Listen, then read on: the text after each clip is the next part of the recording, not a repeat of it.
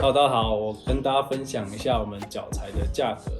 首先呢，就是我们的松木脚材，因为它生长年限比较短，所以它可以在比较短时间，我们就可以去开采。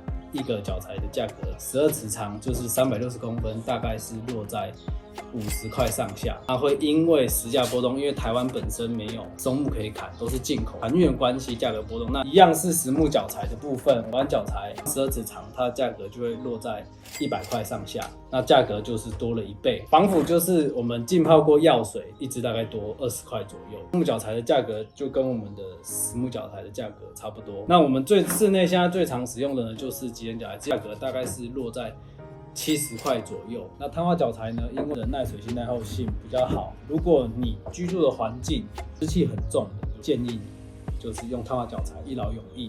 但是呢，它的缺点就是它会是我们一般极人脚材价格的1倍，那你就需要你考量一下你的荷包。以上分享。